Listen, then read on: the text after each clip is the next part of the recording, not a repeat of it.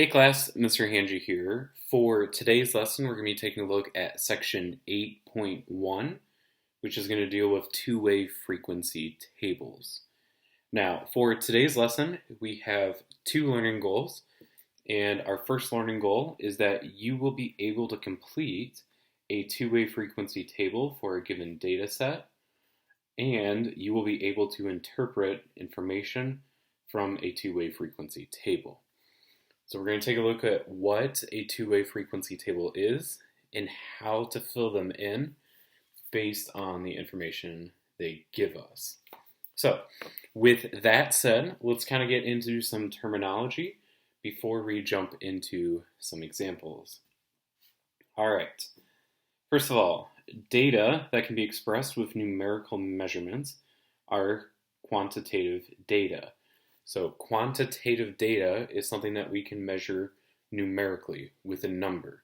So a person's height, a person's weight, how much this cost, whatever something you can measure with a number, like someone's speed, how much time, that is considered quantitative. So quantitative is something that you can measure numerically with a number.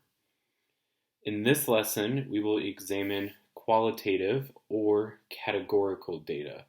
That is data that cannot be expressed using numbers. Data describing animal type, model of car, favorite song are examples of categorical data. If I talk about the color of your car, your parents' car, okay, you're not going to tell me 12. Okay, it would be red, blue, white, black, green, etc. Okay, those are things that you cannot resort to in terms of a number. Now, we can use a number to count how many green cars are in the parking lot or red cars, but what this is talking about is categorical data, is something that can't be expressed, like an animal type, dog, cat. Okay, that's not a number, it's a type. So, just know that. Quantitative data is something we can express numerically. Categorical is something that we cannot. So if you're ever asked to determine if something is quantitative, it can be expressed numerically, like speed or time. Categorical is something that cannot, like color or type. Now, a frequency table shows how often an item occurs in a set of categorical data. And we're going to use categorical data listed on the left to complete the frequency table. And we'll take a look at that in a second. Now, if a data set has two categorical variables, we can list the frequencies of the paired values in a two-way frequency table. And that's what we're going to look at today, is a two-way frequency table where it's going to have two different situations.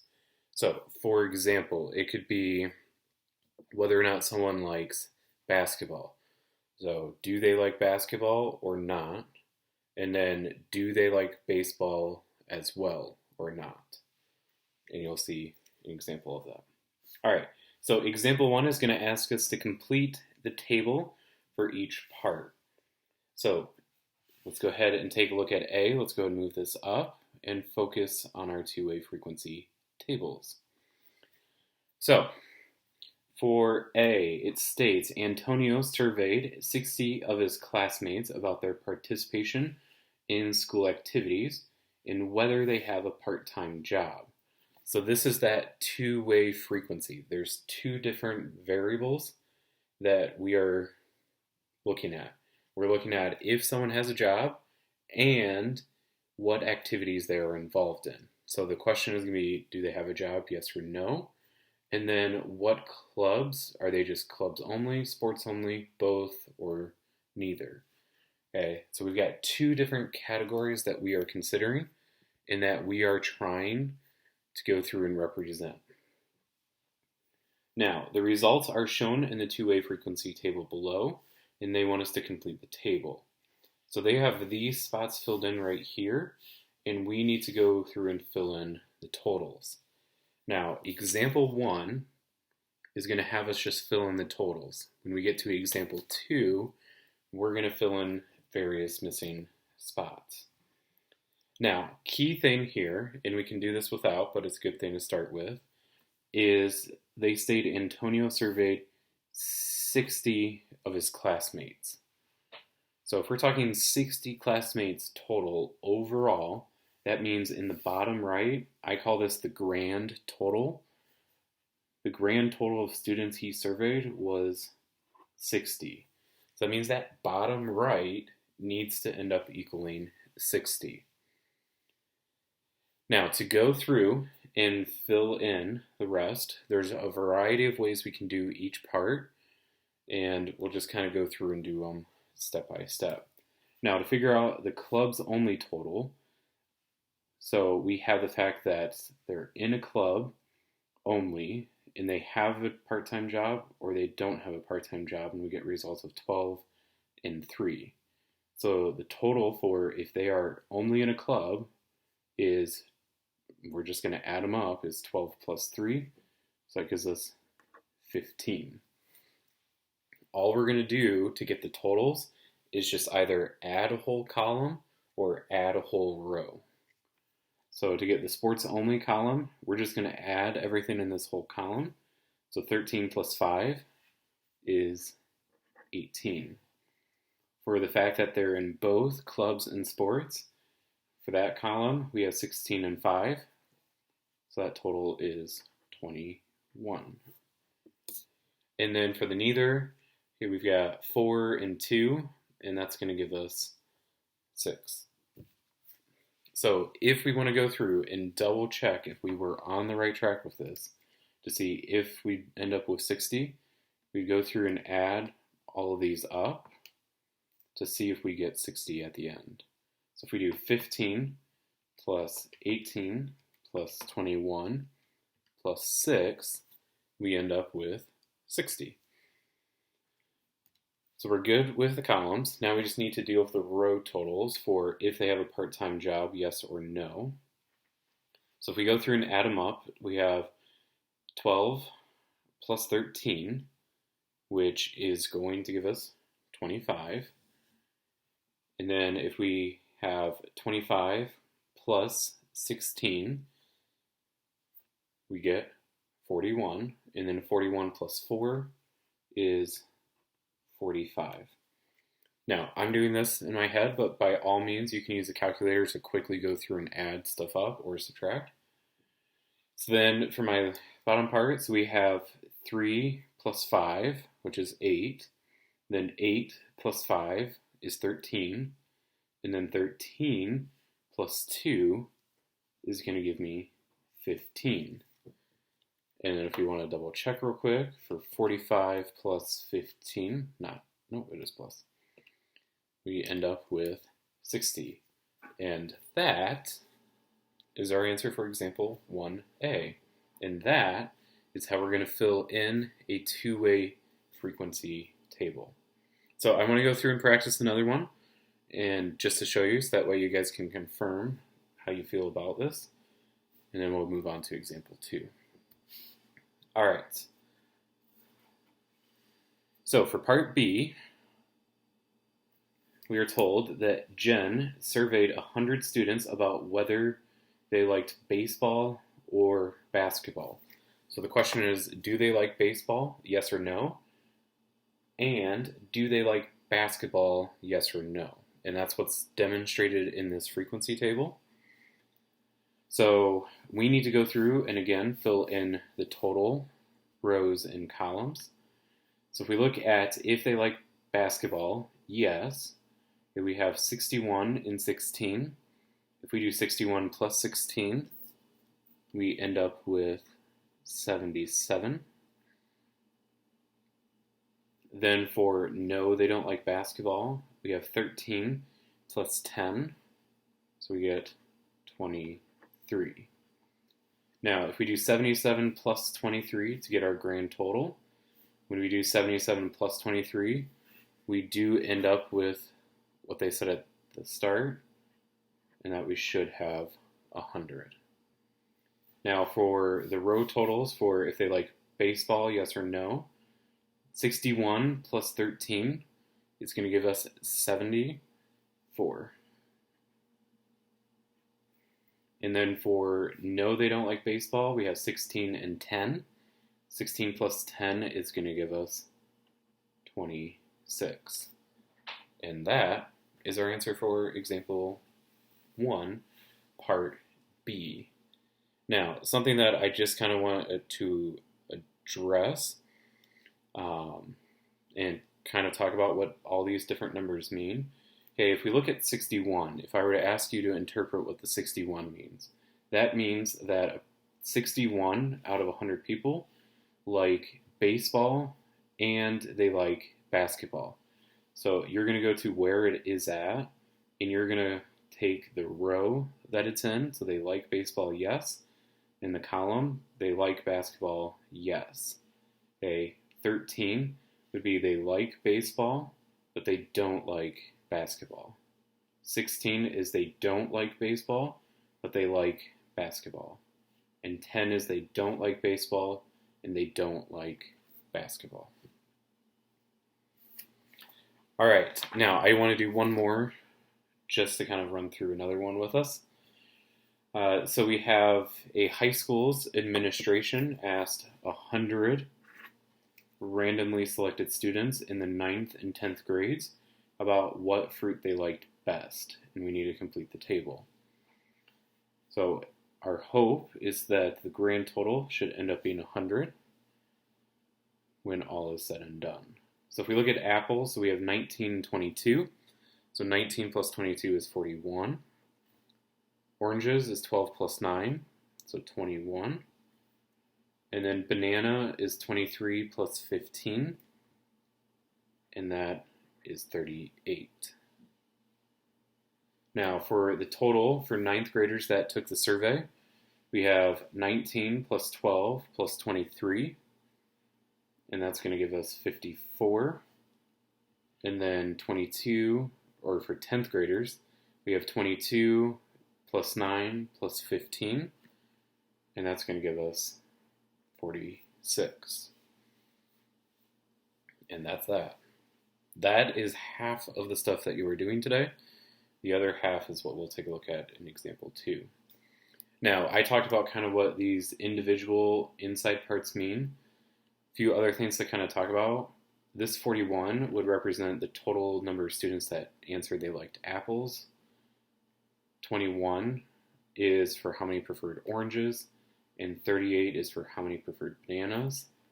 This 54 represents the total number of 9th graders surveyed, and the 46 is for how many 10th graders were surveyed. There's 100 overall. Just kind of pull it out again. 15 represents that there are 15 out of 100 students that are 10th graders, and they prefer bananas. All right, so that is example 1. Now on the back side, I do have a part D for Jenna is asking some students randomly selected and would have you go through and do the same thing again. I'm going to leave that one for you if you would like extra practice. Otherwise, we're just going to move on to example 2. Now, example 2, and before I jump into that, part D is done in my completed notes if you want to see what those numbers end up being. All right, part 2 is going to ask us to read and complete the frequency table. Now, if you notice, in this frequency table, not everything in the middle part of the table is filled in. So this one, we need to figure out what milk, like how many girls like milk, and then we can really fill in the rest that we know. So, reading the situation is helpful. 100 students were surveyed about which beverage they chose at lunch. Some of the results are shown in the two-way frequency table below. Complete the table. So I know that 100 students were surveyed. So that means 100 total were surveyed for this. Now, from here, we just need to kind of run through and fill in what we can. I do know the total of people that selected juice because I have 10 and 15, so 10 plus 15 is 25. Now, I can't do the milk total because I don't know how many girls prefer milk. For water, I can answer because we got 17 and 21. So 17 plus 21 is 38. And then I cannot do this total yet because I don't know how many girls prefer milk. So, what do we do? Well, if I know that the grand total is 100 students, okay, that means between girl and boys that are surveyed, that total should be 100. So however many girls there are, plus the 60 boys, that should equal 100. So what plus 60 equals 100? It's going to be 40, and a way you can figure that out if you are struggling with that is you just do 100 minus how many boys there were, and that tells us how many girls answered the survey. So if I know that 40 girls were surveyed overall, and I know that 10 answered for juice, 17 answered for water, and I need to figure out the number for how many answered for milk, that would then give me 40 overall for the girls. So how we're going to do this is we're going to take 40, we're going to subtract it by 10, and then by 17, and that's going to give us 13. So that tells us 13 girls that were surveyed prefer milk. And then I can fill in this last spot here because I have 13 plus 24, and that is going to give me 37. Now, there are a couple ways that you could end up at that point. You could have figured out 37 by doing 100 minus 38 minus 25. Then you could have gotten to 13 from that way. Doesn't matter which way you particularly do it, because there's a couple different ways. Just depends on preference. All right, I want to do at least another, just to give us more practice. If you feel comfortable with this at this point, go ahead and end the video and make your way to the homework. Otherwise, I'll talk about a couple more here. So for part B, 100 students were asked what fruit they chose at lunch. The two-way frequency table shows some of those results. Complete the table. So there's 100 students surveyed overall, and we're talking about if they prefer apples, pears, banana, and then if they are a boy or girl.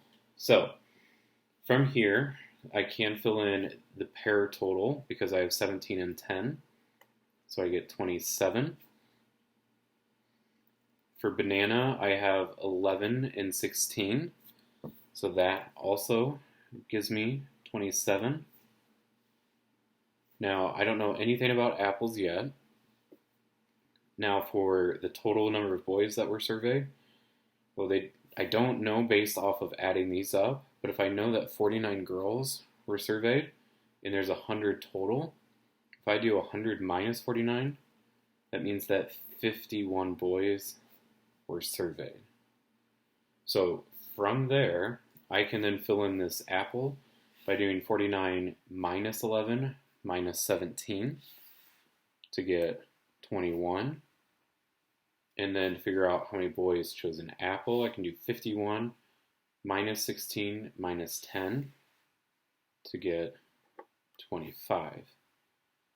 Which then if I just add these two together, 21 plus 25 is just 46. And that is that. Now, part C below is just one more of those.